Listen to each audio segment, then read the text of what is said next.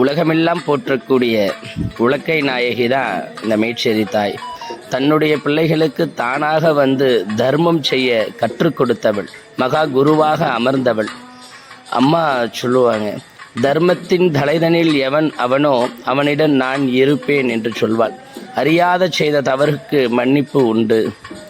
என்றும் என்னை சரணாகதி அடைவோருக்கு தரித்திரத்தை நாசனம் செய்வேன், உலகமெல்லாம் போற்றச் செய்வேன். யாதொன்றும் இல்லாமல் என் நாமமே முழுமையாக கொண்டு என்னை சரணடைய செய்துவிடு அப்படின்னு சொல்லுவாள்.